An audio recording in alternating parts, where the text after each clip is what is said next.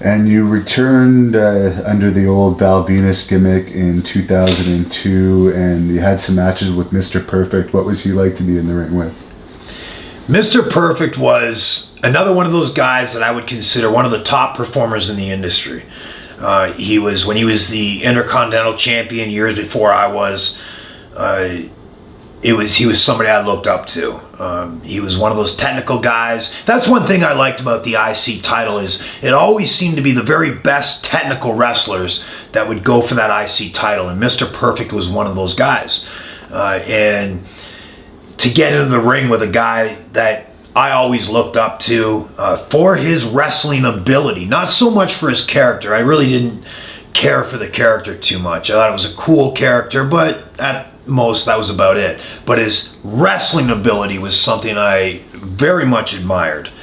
And he was very, very confident in the ring, very confident in executing different moves.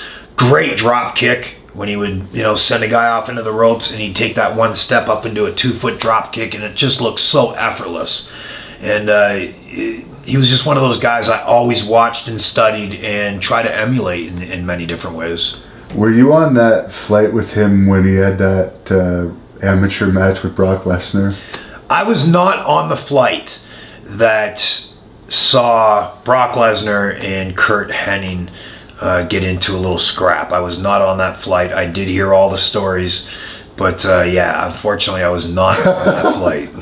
What happened there? Because I actually never heard the stories really other than the rumors about it. Yeah, so from what I understand is they had some words. Not exactly sure what those words specifically were, because I've heard a bunch of different stories as to what those words were. But we'll just go along with there were some words. And of course, they both got in each other's faces. And the next thing that I was told happened was they were locked up and they were, I guess, slamming each other into the emergency exit door.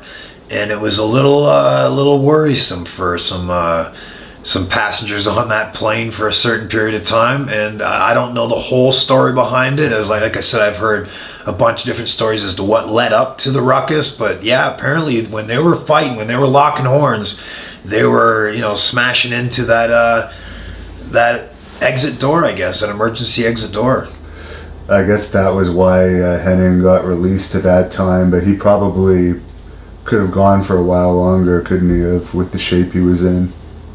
Yeah, I think Curt Hennig could have gone for several more years. The guy was always in incredible shape, and he was one of those guys that he put in the time, and he always set goals, and he did everything all day long, making decisions that would lead him towards the goals that he set. And so he was just one of those guys that was always in top-notch shape.